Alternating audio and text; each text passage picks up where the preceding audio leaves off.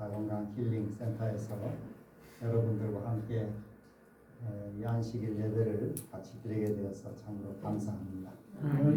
또 귀한 분들 이렇게 만나 뵙고 또 하나님의 말씀을 서로 나누게 된 것을 감사하게 생각합니다. 어제부터 우리가 예수께 기도를 배우다 이런 주제로 말씀을 나누고 있습니다. 우리 교회를 다니는 분이나 또 안 다니시는 분이나 뭐 불교를 믿든 다른 종교를 믿든 모두가 다 기도를 합니다. 여러분도 기도를 많이 해보시죠? 예. 기도 마음으로 기도합니다. 또 저희 그 장모님은 오래 이렇게 하나님께 기도하는 것을 배우지 못하고 평생을 사셨다가 몇 년 전에 이렇게 침례를 받고 이제 하나님께 기도하는 것을 실천하고 계십니다. 그분이 연세가 지금 95인데도 500평 밭농사를 혼자 다 하셔요. 그래가지고 자녀들 6남매 자녀들 다 농사한 거 나눠 보내주시고 들깨도 보내주시고 참깨도 보내주시고 콩도 쏙히 보내주시고 그런데 이분은 평생 제가 이렇게 보니까 늘 기도를 하셨어요. 옛날에 하나님을 모를 때는 이제 그 뒷산 그 너른 바위에 앉아서 이렇게 물을 한 그릇 떠놓고 이렇게 신령 있게 비는 것입니다. 자녀들 위해서 매일 비시고. 근데 그 습관이 지금도 매일 아침 저녁으로 1시간씩 기도를 하세요. 오전에 이렇게 기도 시간이 정해진 그 시간에는 방에 앉아서 계속 기도하시고 자녀들, 손주들 다 합치면은 몇 명이나 되나요? 58명. 58명의 이름을 하나하나 다 부르면서 매일 기도하셔요. 참 훌륭하셔요. 그래서 우리 제 집사람이 막내고 이제 그 위에 처형들인데 다 독실한 불교 신자들. 합천에 그 유명한 절에 다 뭐 이렇게 우리로 말하면 뭐 수석 집사 같이 다 절 살림을 맡아하고 지금도 열심히 절에 나가시는데 제일 위에 큰 처형되시는 분은 합천에 옛날 그 성철 스님이 거기 암자가 있습니다. 돌아가셨지만 그분을 이제 만나러 가서 이렇게 요청을 하면은 하도 많이 찾아오니까 그 성철 스님이 하도 유명해가지고 이렇게 쉽게 안 만나주는 거예요. 그 만나려면은 뭘 해야 되냐면은 3,000배를 해야 돼요. 3,000배. 여러분 이 부처 앞 땅에 이렇게 엎드려 절하는 거 있죠, 이렇게. 그걸 3,000번을 해야 만나주는 것입니다. 그런데 대부분 3,000배를 하다 보면 그 스님을 만나고 싶은 문제가 다 해결이 됩니다. 그렇게 오래 이렇게 수행을 하다 보면 그래서 만날 필요가 없어요. 근데 우리 그 큰 처형 되시는 분은 만났어요. 3,000배 하고 만났어요. 그 성철 스님이 뭐라 그러시냐 했더니 다른 말씀은 안 하고 종이에다가 또 이렇게 원을 하나 그려주고 이렇게 끝냈다 이렇게 했습니다. 그 무슨 뜻인가 이제 또 뭐 해석이 분분하죠. 드물게 살으라는 뜻인지 또 뭐 모나게 살지 말라는 뜻인지 그 성철 스님은 그 돌아가실 때도 뭐 물은 물이고 산은 산이고 그런 말을 남겨가지고 많은 사람들이 무슨 뜻인가 이렇게 궁금해했어요. 자 어쨌든 모두가 다 기도를 합니다. 저는 이 처가의 여러 식구들이 다 이렇게 편안하게 잘 지나는 것은 그 장모님의 기도 덕분이라고 생각하고 있어요. 근데 이제 몇 년 전에 이렇게 이 하나님을 소개받고 이제 기도하시게 됐는데 그동안은 매번 남미야미 타볼 관세음보살 그다음에 또 뭐 법화경에 나오는 그 법구를 인용해서 기도하셨는데 평생을 그래 해오셨기 때문에 그것을 한꺼번에 바꾸기 어려워요. 그래서 그건 기도대로 하시되 그 모든 기도의 제일 마지막에 예수님의 이름으로 기도합니다. 아멘. 이렇게 하라고 가르쳤어요. 그분이 지금 그렇게 하셔요. 한 시간씩 기도하신 다음에 제일 마지막에는 예수님의 이름으로 기도합니다. 아멘. 저도 가면 같이 이렇게 아침 예배 드리고 마지막에 예수님의 이름으로 기도합니다. 아멘. 우리 모두가 다 기도를 하죠. 왜 기도를 하는가 하면은 사람은 할 수 없는 게 너무 많아요. 평생 살지도 못하고 또 뭐 이렇게 아프면 이걸 이겨내기도 힘들고 어려운 문제가 생기면 해결도 못하고 사람은 한계가 너무 많은 것입니다. 그래서 뭔가 이렇게 의지하고 싶어. 절대자를 의지하고 싶어. 그 대상이 뭐 다 달라요. 저 중동에 있는 사람들은 알라 신이 아주 최고라고 생각하고 알라에 하루에 5번씩 기도해요. 또 기독교인들은 하나님께 기도하고 불교를 믿는 사람은 부처님께 기도하고 모두가 다 마음으로 기도하는 그 기도의 대상이 비록 좀 다르긴 하지만은 그 마음에 올리는 소원은 다 하나님께 하는 것입니다. 그래서 이 기도를 우리가 참 이렇게 늘 하는데 어떻게 기도하면 좋을지 기도를 가르쳐 주는 것이 참 필요한데 어떻게 하면 기도를 좀 잘할 수 있을까? 잘 배울 수 있을까? 기도는 참 쉽게 돼요. 어린아이가 하나님 도와주세요. 엄마 이거 도와줘 하듯이 그렇게 부탁하는 것도 좋은 기도예요. 그런데 기도를 또 오래 하다 보면은 기도가 도대체 참 어렵기도 한 게 또 기도예요. 어떻게 기도해야 되는지. 저도 평생 이 교회 안에서 제가 자라면서 뭐 기도를 이렇게 많이 이렇게 기도를 했어요. 그러나 기도를 65년 이렇게 해도 뭐 기도를 내가 이제 다 통달했다 이렇게 할 수가 없어요. 여전히 해도 기도는 또 새로운 것이고 또 더 깊이 이해해야 될 것들이 많이 있어요. 그래서 어떤 일을 배울 때 그 분야의 최고 고수에게 배우는 것이 제일 좋아요. 막 세계 음악을 잘하고 싶으면 세계적인 음악가한테 배우면 제일 좋죠.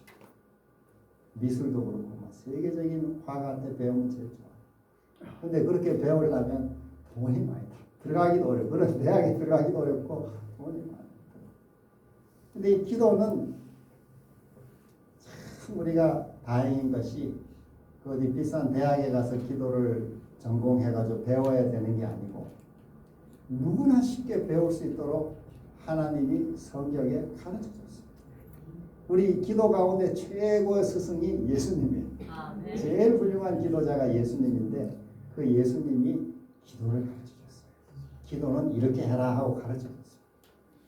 어제 우리 배운 대로 성경에 이 주기도문이 두 번 나오는데 조금 전에 우리가 같이 교독했던 마태복음 6장 9절로 13절에 나오는 것이 일반적인 주기도문입니다. 이 주기도문은 예수님이 직접 가르쳐 준 기도예요.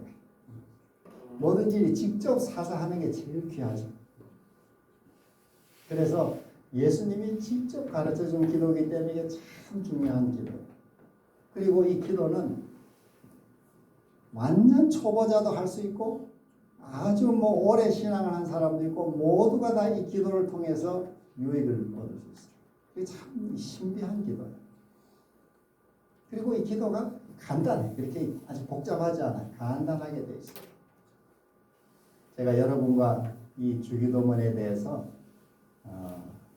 오늘 내일 그리고 제가 다음 주 다시 와서 금토일 다시 또 이어서 좀 더 하겠습니다. 그래서 이 주기도문을 잘 우리가 배우고 우리가 이렇게 체득 내 것으로 이렇게 삼으면은 여러분 삶에 큰 축복을 누릴 수 있어요. 이게 왜냐하면 예수님이 가르쳐준 매우 놀라운 가르침입니다. 저는 아침마다 이 주기도문을 조용히 이렇게 일어나면 기도로 묵상합니다. 하늘에 계신 우리 아버지 이름이 거룩히 여김을 받으시오며 쭉 이렇게 나오죠. 그래서 이 주기도문은 세상의 그 어떤 기도보다도 최고의 기도예요. 오늘 이 귀한 기도에 대해서 여러분과 같이 살펴보겠습니다. 같이 한번 다시 읽어보십시다. 이 귀한 말씀. 이거는 개정개혁 성경으로 읽는 것입니다. 시작. 하늘에 계신 우리 아버지여 이름이 거룩히 여김을 받으시오며 나라가 임하시오며 뜻이 하늘에서 이루어진 것 같이 땅에서도 이루어지이다. 오늘 우리에게 일용할 양식을 주옵고 우리가 우리에게 죄 지은 자를 사하여 준 것 같이 우리 죄를 사하여 주시옵고 우리를 시험에 들게 하지 마시옵고 다만 악에서 구하시옵소서. 나라와 권세와 영광이 아버지께 영원히 있사옵나이다. 아멘. 어제 우리는 하늘에 계신 우리 아버지여에 대해서 같이 나눴습니다. 예수님이 기도를 이렇게 하라 하고 가르치면서 제일 처음에 어떻게 하라 그러냐면 하늘에 계신 우리 아버지여 이렇게 부르라. 구약 성경 전체를 통틀어서 그리고 유대인들의 문헌을 다 통틀어도 개인이 하나님을 향해서 아버지 이렇게 부른 역사가 없어요. 하나님을 아버지라고 부르도록 가르쳐 주신 이것은 예수님이 처음으로 하나님을 아버지라고 부르라고 그 높으신 하나님을 아버지라고 부르게 한 거죠. 왜 이렇게 부르도록 한 것인가? 이 하나님을 아버지라고 부르게 하는 것은 하늘에 계신 하는 말은 하늘은 우리 이렇게 오늘같이 맑은 이 하늘을 한번 보시면 높은 하늘을 보시면은 이 하늘은 이 세상 모든 것보다 위에 있는 것이죠. 이 세상을 초월해 있는 것이죠. 우리 사람의 능력과 이 지혜와 어떤 힘을 초월했어요. 그러니까 하나님은 높고 높은 곳에 계십니다. 우리보다 크신 분이죠. 우리의 모든 문제보다도 더 크신 분입니다. 초월해 하나님의 초월성을 말해주죠. 동시에 하늘에 계신 우리 아버지 하나님 아버지라는 말은 마치 탕자의 아버지처럼 우리를 사랑으로 돌보시는 우리 곁에 와 계신 그 친밀성이라고 하나님의 친밀성. 하나님은 높이 계시지만 동시에 우리 옆에와 우리 마음에도 같이 계시는 높은 데도 계시고 우리 마음에도 계시고 이걸 좀 신학적인 표현을 하면 초월성과 내재성이라 이렇게 말해요. 하나님은 높이 우리 위에도 계시지만 동시에 우리와도 같이 계시는 우리 옆에 와 계시는 그 동시에 계시는 분이죠. 그래서 이 하나님을 우리 아버지 하늘에 계신 우리 아버지 이렇게 부르면은 하나님과 나가 어떤 관계가 생겨요? 부모 자녀 관계가 생겨버려요. 그 즉시 내가 하나님을 아버지라 부르면은 나는 하나님의 자녀가 되는 것이죠. 그래서 하나님께는 손자가 없다 이렇게 어제 말씀드린 하나님께는 손자가 없어요. 모두가 다 부모 자녀의 관계예요.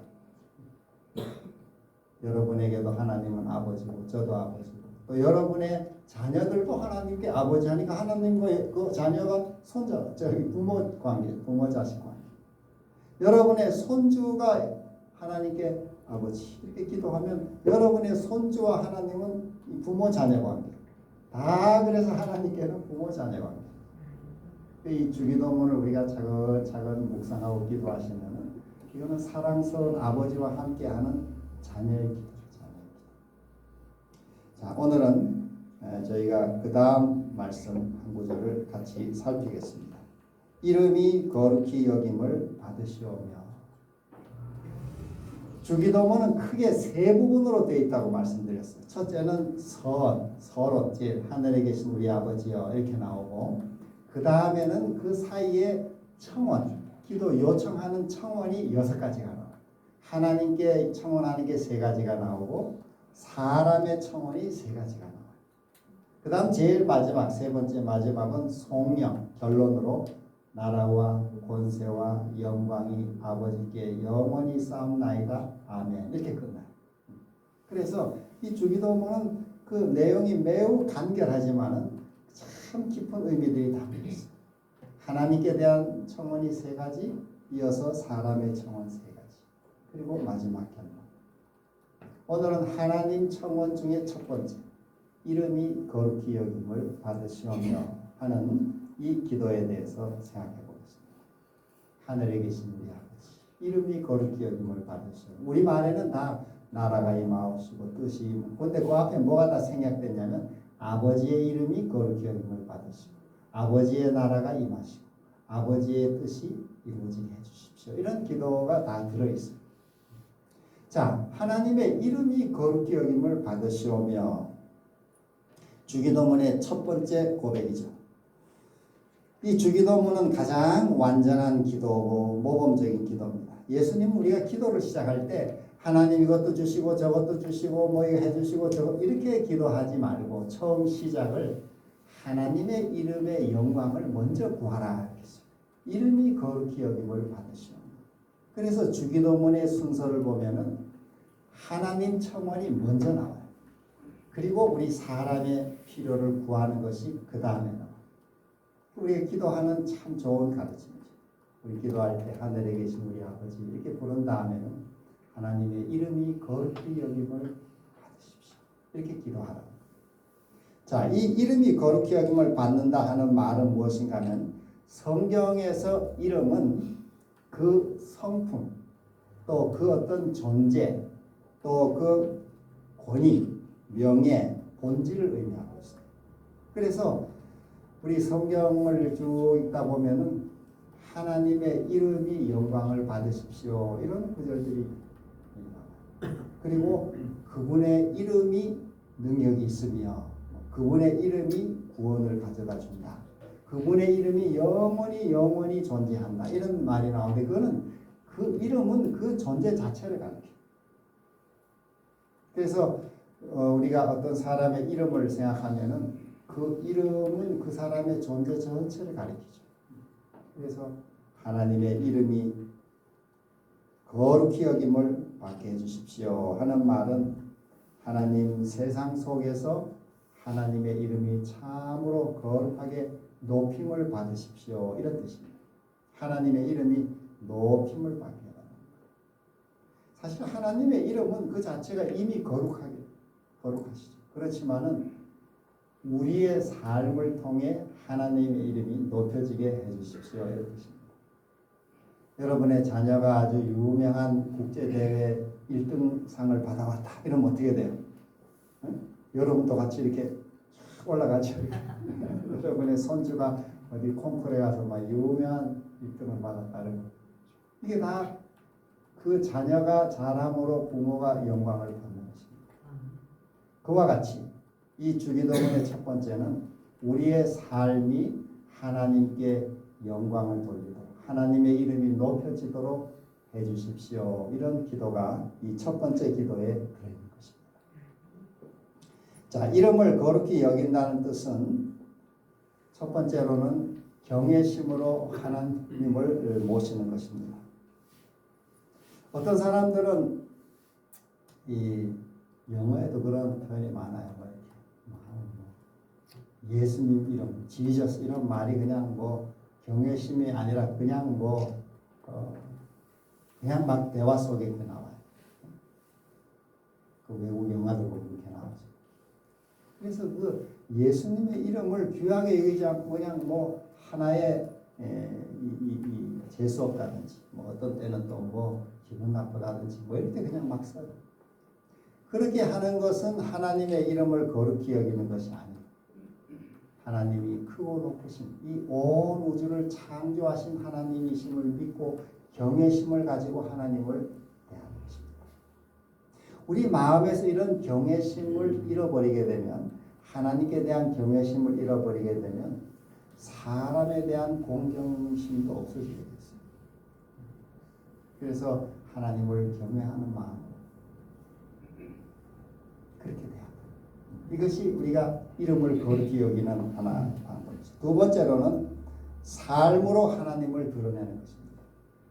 마태복음 5장에도 보면 너희의 착한 행실을 보고 사람들이 하늘에 계신 하나님께 영광을 돌리게 하라. 그런 말이 있습니다. 우리 하나님을 믿는 사람들이 착한 행실, 선한 행실을 하게 되면은 사람들이 보고 하나님께 영광을 돌리게 돼요. 아, 저렇게 살면 참 나도 좋겠다. 옛날 예수님의 제자들이 처음 이 기독교를 시작할 때 기독교 역사 초기죠. 그때 그 초기 교회 교인들은 주변 사람들에게 많은 칭찬을 받았어요. 비록 그 사람들이 가난하고 이렇게 그 사회적으로 큰 이런 유명하진 않았지만은 그 우리 사도행전을 보면 서로 유무상통하고 가진 것을 서로 나누고 또 초기 그한 200년도에는 큰 전염병이 돌아가지고 우리나라 이 세계적으로 몇 해 전에 코로나 돌듯이 막 사람들이 많이 죽어가고 이렇게 서로 접촉하기 어려울 때 이 그리스도인들은 그 위험을 무릅쓰고 많은 사람을 돌봐줬어요. 그래서 사람들이 주변 세상 사람들이 저 사람들은 이렇게 선한 사람들이냐 이렇게 해서 이 하나님을 믿는 사람들이 많이 퍼져나갔어요. 그래서 서기 300년도가 됐을 때는 기독교인들이 굉장히 많아졌어요. 로마 나라에 로마 전역에. 그래서 로마가 313년에 밀라노 칙령이라고 종교 자유를 허락하는 칙령을 했어요. 그 전까지는 기독교인들을 다 핍박했어요. 네로 황제도 핍박하고 많은 사람들이 로마의 원형 경기장에 끌려가서 짐승 가죽을 씌우고 막 동물에게 잡혀먹게 하고 기독교인들을 잡아다가 이렇게 몸에 기름을 발라가지고 자기 이 로마 관리들 정원에 등불을 썼어요. 사람을 태워가지고 그 잔인하게 많이 죽었어요. 기독교인들. 그런데 그럼에도 불구하고 이렇게 선한 행실이 점점 퍼져나가서 많은 사람이 기독교인이 됐어요. 그러니까 로마가 이제는 기독교 자유를 줄 수밖에 없었어요.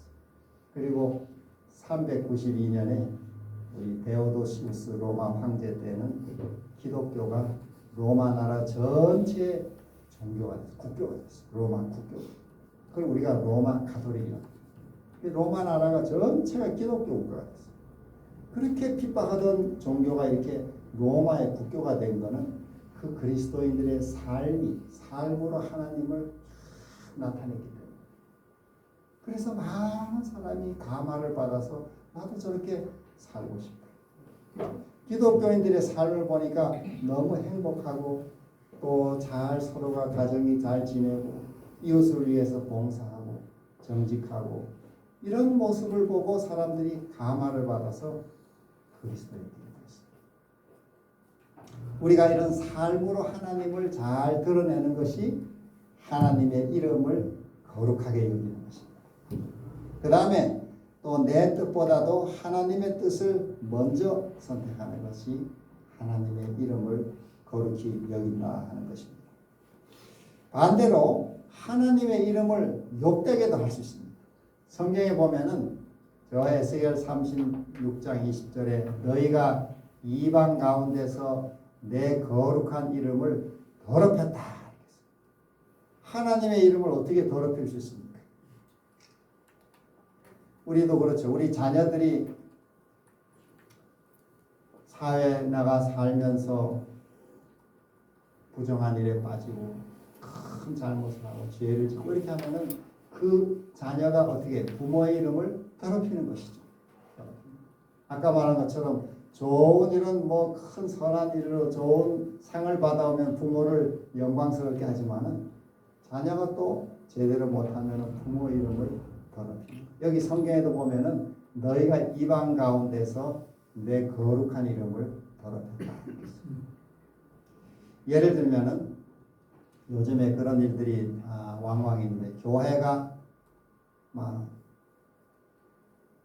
자기들끼리 너무 교회 안에서 어떤 이 싸움, 교회가 대형화되면서 싸움들이 많이 나요. 그냥 그 서로 간에 주도권을 가지기 위해서 또 그런 교회가 커지면은 막 헌금이 많아지고 돈이 많아지니까 그걸 가지고 누가 또 서로 싸웁니다. 그래서 막 이렇게 교회 안에서만 이 소식이 알려지는 게 아니라 뭐 언론에까지, 텔레비전 뉴스에까지 교회가 싸우고 이런 소식들이 종종 있어요.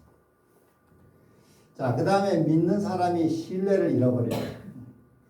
그 뭐 나쁜 이런 죄를 범한 기사가 나오는데 보니까 그 사람이 교인이라고 이렇게 하면 벌써 교회가 이게 하나님의 이름을 더럽히는 거예요. 그 다음에 또 형식만 있고 실천이 없을 때 우리가 믿는 교인이라고 모양은 가졌는데 생활은 전혀 그렇게 하지 않은 이것도 하나님의 이름을 더럽히는 거예요. 그 다음에 또 기도하지 않고 살 때 우리가 신앙생활에 늘 하나님과 동행하고 기도를 해야 하나님의 은혜를 받아서 이렇게 삶이 변하는데 기도 없이 살아갈 때 우리가 또 하나님의 이름을 더럽히게 되는 것이죠. 자, 그렇지만 반대로 교회가 무너지는 시대에도 한 사람 한 사람의 교인들이 정말 바르게 살게 되면 그게 또 환하게 빛을 내게 됩니다. 옛날에 덴마크가 저 북유럽에 이 크지 않은 나라인데 이 나라가 그 유럽의 전쟁을 인해 가지고 우리나라 꼭 6.25 때 같이 완전히 나라가 망했어요. 다 황폐해지고 모든 국민들은 뭐 다 낙심하고 이렇게 늘 술 먹고 그리고 그저 하루하루 희망이 없이 살아갔어요. 그럴 때 25살의 젊은이 쿠른트비라고 하는 청년이 신학교를 나오고 여기 조그마한 시골교회 배정을 받다가 목회했어요. 근데 자기가 굉장히 똑똑한 이 수석으로 졸업한 똑똑한 청년인데 그 조그마한 시골교회 배정을 해줬더니 너무 자기가 상심해가지고 날마다 정신분열이 생겼어요. 늘 그냥 자기를 이렇게 대접받았다 생각해가지고 그러다가 어느 날 정신을 차리고 내가 이렇게 살면 안 되겠구나. 바르게 살아야지. 이렇게 하고는 열심히 성경을 공부하고 그 성경 말씀의 깨달음을 실천하고 또 그 몇 안 되는 교인들이지만 열심히 설교하고 전해줬어요. 그리고 글로 계속 이 깨달음을 나눠줬어요. 그렇게 했더니 그 몇 안 되는 사람들이 깨달음이 와가지고 정신이 이제 일어나기 시작했어요. 우리가 이 덴마크 나라를 다시 살립시다. 그리고는 막 협동조합 운동을 만들어서 나라를 일으킵시다. 그리고 이 산에 나무들 쫙 심어서 개간해서 일으킵시다. 이렇게 해가지고 점점 정신들이 일어나기 시작해서 덴마크 나라가 아주 잘 사는 선진국가로 발전하게 됐어요. 그 한 사람이 깨달음이 오고 실천이 오고 전파하니까 나라가 변하기 시작했어요. 덴마크 건국의 아버지로 불리는 사람이었어요. 그런 예는 곳곳에 많이 있어요.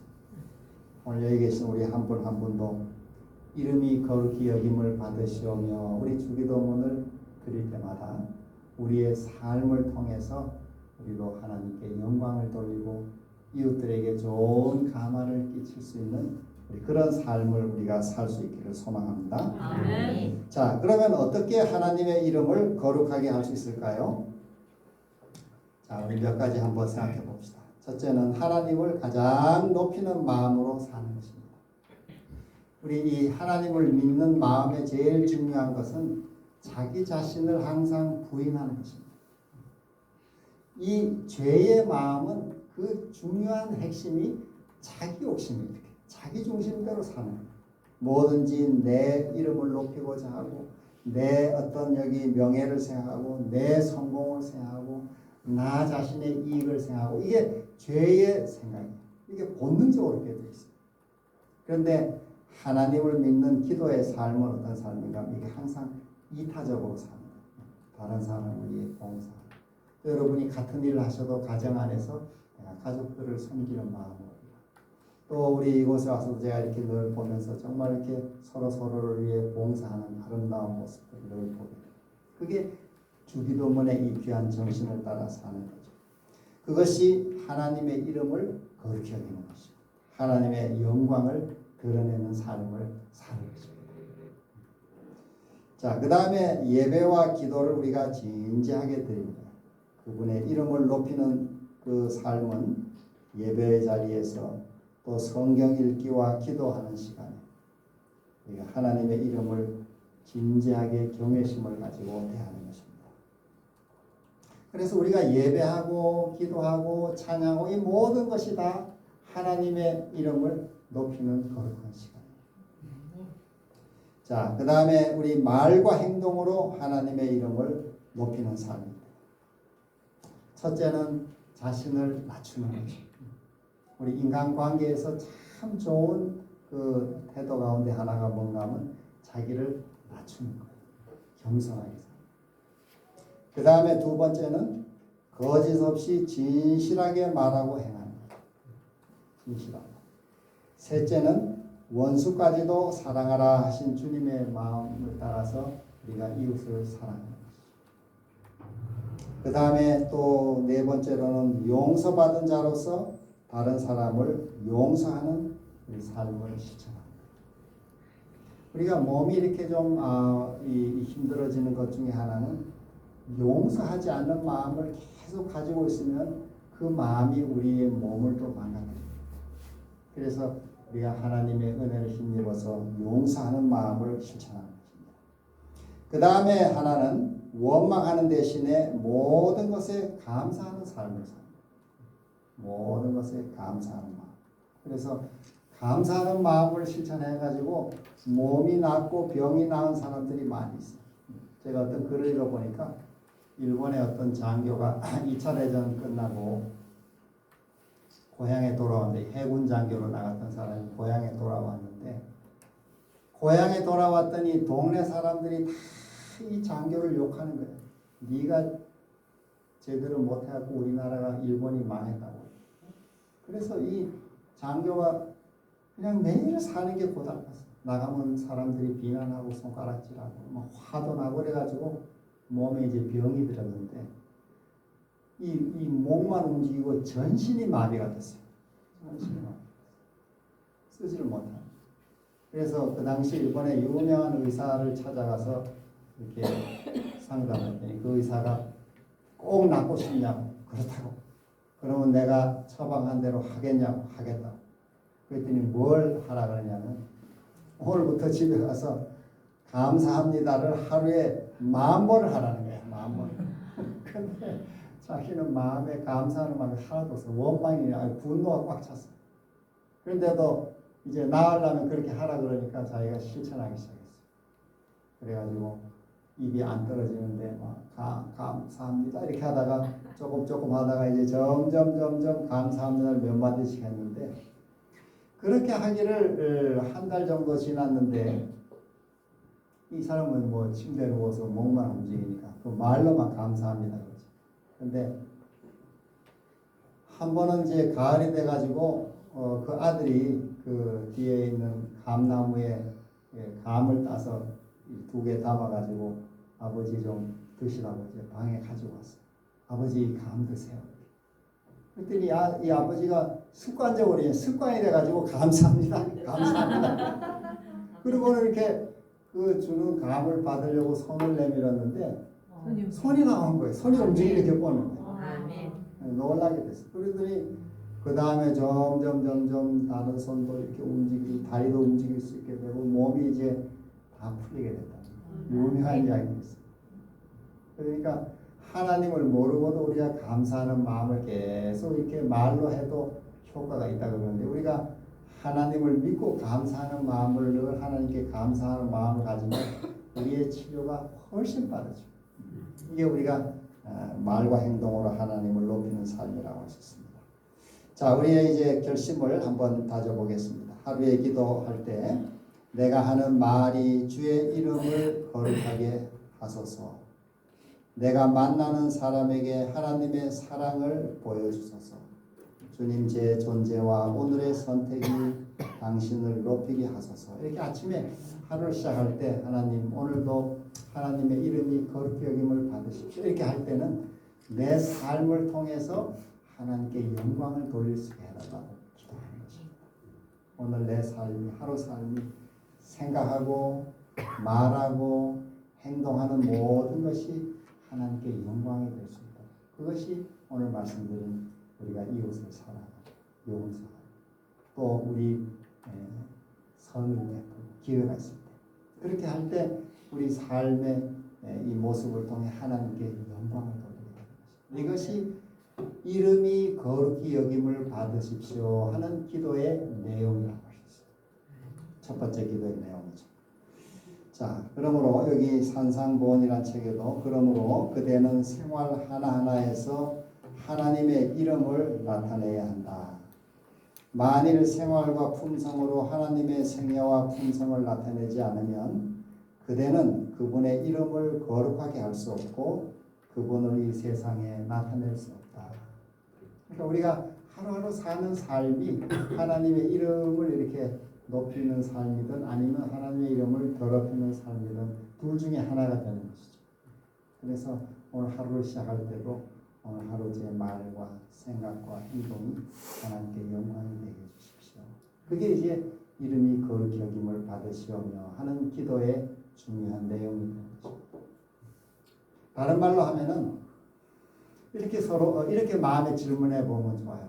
오늘 예수님이 나라면 어떻게 하셨을까? 이렇게 생각하면 좋아요. 이 상황에서 예수님이 오늘 나라면 내가 이분에게 이렇게 말하면 좋을까? 아니면 또 이렇게 행동하면 좋을까? 또 어떤 결정을 할 때 오늘 예수님이 오늘 나라면 어떻게 결정할까? 우리는 자기 생각대로 할 때가 많아요. 자기 욕심대로. 그런데 예수님이 오늘 내 삶이라면 어떻게 결정하고 어떻게 선택했을까? 이걸 우리가 생각하고 행동하면은 하나님께 영광을 돌리는 삶을 살 수 있죠. 그래서 예수님을 따른다 하는 말은 하나님이 이 땅에 오셔서 우리에게 나의 제자가 되고 나를 따르라 이렇게 하시는데 그 따르라는 삶은 옛날 유대인의 교육 제도를 보면 우리말로 하면 도제 교육이라고 도제 교육. 어떤 유명한 스승 밑에 들어가서 함께 사는 거 24시간. 예수님의 제자들도 보면 고기 잡다가 다 버리고 예수님과 함께 살았어. 24시간을 살았어. 오늘 여러분은 예수님과 24시간을 어디 살 수 있게 이 땅에 안 계시니까 우리가 성령과 함께 우리가 사는 거죠. 내가 24시간 예수님과 함께 산다. 이게 다른 말로 하면은 지금 예수님이 지금 나라면 어떻게 말하고 행동하고 생각하셨을까? 이렇게 생각하고 우리가 사는 것입니다. 그러면은 예수님과 함께 우리가 동행하며 사는 거예요. 자꾸 예수님을 닮아가죠. 그리고 예수님의 생애를 우리가 실천하게 될 때 하나님의 이름을 높이고 하나님의 이름이 거룩히 여김을 받는 삶이 되는 것입니다. 우리가 주기도문의 첫 번째 하나님 청원이죠. 하늘에 계신 우리 아버지여 이름이 거룩히 여김을 받으시오며 그 이름이 거룩히 여김을 받으시오며 하는 것은 하나님의 이름 자체는 이미 거룩하시죠. 그러나 우리의 삶을 통해 그분의 이름이 거룩히 여김을 받게 해달라. 우리의 오늘 하루 삶, 말과 생각과 행동이 하나님께 영광이 되도록 또 이웃에게 복이 되도록 우리가 살아가는 삶. 그래서 제가 성경을 쭉 공부해 보니까 제가 이해한 결론은 성경의 모든 삶의 핵심은 모든 사람들이 살아간 이 믿음의 길을 걸어간 사람들의 공통적인 이 핵심은 첫째는 하나님께 영광을 돌리고자 살았어요. 이 사람들은 목적이 그런 삶이었어요. 하나님께 영광을 돌리고 살아야 되겠다. 오늘 말씀드린 이름이 거룩히 여김을 받으시오며 내가 하나님께 영광을 돌리는 내 삶이 하나님께 영광이 되는 삶을 살겠다. 둘째는 세상에 축복이 되는 삶을 살겠다. 다시 말해 남에게 누군가에게 복이 되는 삶을 내가 살겠다. 이 두 가지 목적을 가졌어요. 모든 사람이 공통의 목적이에요. 거기는 뭐 어부도 있고 농부도 있고 학자도 있고 모든 직업은 다 달랐어요. 가정의 주부도 있고 다 달랐지만은 핵심은 나는 하나님께 영광이 되는 삶을 살겠다. 그리고 다른 사람에게 복이 되는 삶을 살겠다. 이렇게 살았어요. 그 모든 사람의 공통점이에요. 근데 오늘 우리도 마찬가지예요. 오늘 우리도 이 마음으로 살면은 그런 삶을 결정하고 그 삶을 선택하고 사시면은 절대로 후회가 없는 삶이 될 것입니다. 나중에 인생을 돌아봐도 후회가 없는 삶이죠. 어떤 경우는 인생을 다 살고 나서 이렇게 가을에 곡식을 이렇게 털잖아요. 저도 지난주 제가 이 밭에 가서 좀 일을 하고 있어요. 이렇게 농사하는 거. 가을 이제 추수하느라고 지난주도 가서 이렇게 들깨를 많이 털었어요. 들깨 이제 말려놓고 이제 털고. 근데 수확이 좀 많이 나와야 이게 농부의 보람이죠. 열매가 많이 나와야지. 근데 올해는 이게 너무 여름에 덥고 더위가 많이 가고 또 비도 자주 오고 해가지고 이 들깨 알이 좀 실하지를 못해 보니까 한 자루 이렇게 담았는데도 이게 무게가 별로 무겁지가 않아. 이렇게 알이 아마 실하지 않아. 근데 추수하듯이 이렇게 가을에 추수하듯이 인생도 우리가 다 이제 살면 뭐 요즘 많이 살면 100세 시대라 하지만은 뭐 90, 100세 살고 난 다음에 한번 인생을 털어보는 것입니다. 이렇게 추수하게 되면은 두 종류의 인생이 있어요. 하나는 어떤 인생이 있는가 하면은 말씀드린 대로 충실한 열매를 거두듯이 역사의 상속자 인생이 있어요. 그 말은 다른 말로 말하면 그 삶이 영원히 살아가는 영원한 삶을 상속하는 상속자의 삶이 있고, 어떤 인생은 역사의 소모품 인생이 있어요. 그냥 잠깐 쓰고는 버리는. 우리 집에도 그런 물건이 있죠. 이렇게 일회용 뭐 쓰다가 다 버리죠. 그런 것처럼 인생도 8, 90, 90, 100 산 다음에 이렇게 쭉 결산할 때 정말 길이 남는 귀한 인생도 있고, 또 어떤 인생은 그냥 소모품처럼 버려지는 인생이 있어요. 그것은 우리가 매일매일 하는 선택에 달렸어요. 매일 아침 일어나서 하루를 어떻게 살겠다. 그리고 많은 관계 속에서, 일과 일 속에서 어떤 마음으로 사느냐에 따라서 역사를 계속 살아가는 상속자의 인생이고, 어떤 인생은 그것을 그저 아무것도 없이 버려지는 인생이었습니다. 그것을 오늘 우리가 매일 선택하며 삽니다. 이거는 매일의 선택이 결정합니다. 그런데 이걸 우리가 좀 인생에 이렇게 형성되는 이 형성은 시간이 오래 걸려요. 그 인생은 뭐 갑자기 만들어낼 수가 없어요. 그런 인생은 갑자기 만들어낼 수 없어요. 매일의 삶에서, 가정에서, 이웃과 뭐 일터에서 매일 선택하고 사는 거예요. 그 선택에 따라서 우리 삶이 꼴지어져요. 매일매일. 이걸 우리가 뭐 성품이라고도 말하고 인격이라고도 말하고 그 사람의 됨됨이라고도 말하고, 그것은 하루아침에 안 만들어져요. 매일 이 꾸준한 선택의 결과로 이게 만들어지는데, 그 중요한 핵심 기준이 뭐냐면은 나는 하나님께 영광을 돌리는 삶을 살겠다 하는 것입니다. 또 하나는 나는 다른 사람에게 복이 되는 삶을 살겠다. 이렇게 다시 말해 이타적인 삶을 살겠다. 이런 선택을 하면은 그 인생은 나중에 아름다운 열매로 결실하게 되는 것입니다. 오늘 여기 산상보원에도 우리 생활 하나하나에서 하나님의 이름을 그려나가겠습니다. 이런 아름다운 삶이 우리에게도 이어지고, 또 그래서 우리가 인생을 마칠 때는 아름다운 보배와 같은 귀한 삶으로 우리가 영원한 역사, 하나님의 저 예비한 나라에까지 인도되는 그런 역사의 계승자들, 또 상속자들이 우리가 다 되기를 소망합니다. 여기 예수님도 그런 기도를 드렸어요. 요한복음 12장 28절 제일 아래 부분 한번 같이 읽어보실까요?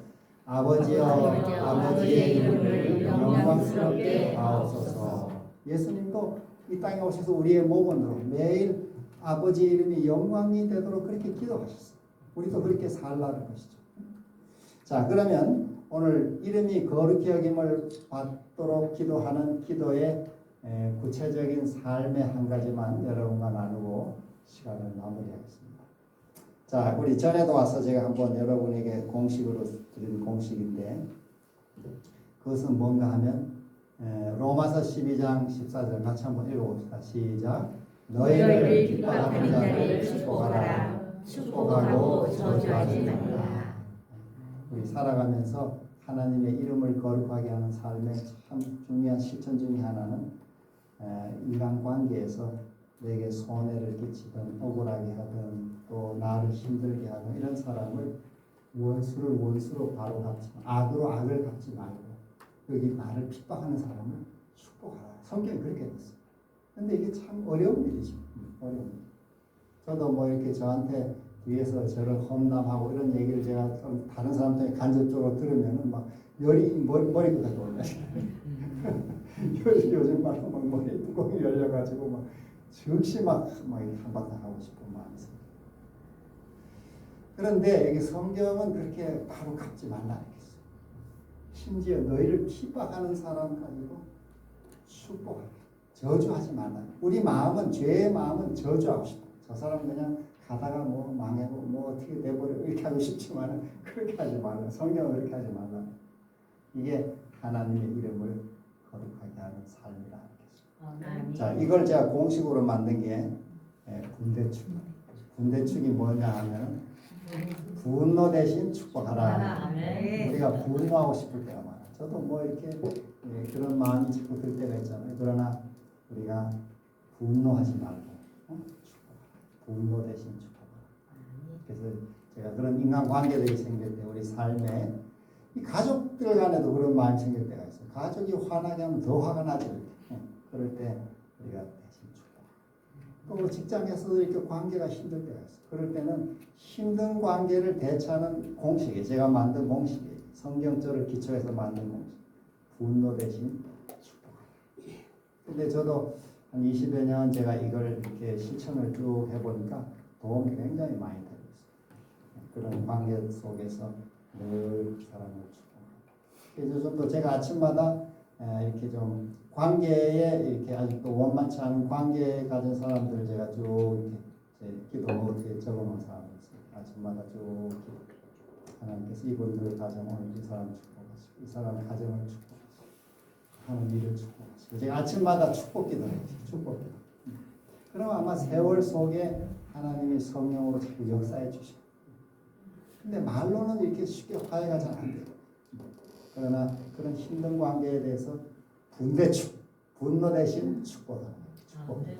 그러면 관계들이 훨씬 하나님의 은혜로 좋아지고 있어요. 이름이 거룩히 여김을 받으시오며 오늘 우리가 주님의 이름을 거룩하게 이렇게 여김받게 하는 우리 삶, 바로 그것은 하나님께 영광을 돌리는 삶인데 그 삶을 우리 실천하는 우리 모두가 되어서 우리 삶 속에서 하나님께서 영광을 받으시기를 간절히 바라면서 말씀을 마치겠습니다.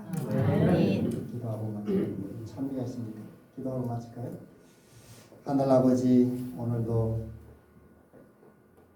복된 하루를 열어주시고 또 이 조용하고 한적한 이 박은강 힐링센터에서 또 이렇게 함께 모인 모든 분들이 하나님의 말씀으로 교훈을 나누게 해주셔서 감사합니다. 아멘. 우리 삶에 주님이 가르쳐 주신 기도를 따라서 매일 우리의 기도가 하나님과 연결되고 또 우리 이웃들에게 복이 되는 삶이 되도록 모두에게도 좀 베풀어 주시고 또 함께 하신 모든 분들이 다 이렇게 몸의 연약함으로 치유를 좀 이 위에 애쓰고 있어 하늘의 치유의 은혜가 오늘 우리의 몸과 마음에 크게 임하여 우리 삶이 온전한 건강을 회복하는 놀라운 역사가 일어나도록 복의 복을 더해 주시기를 예수님의 이름으로 기도합니다. 아멘.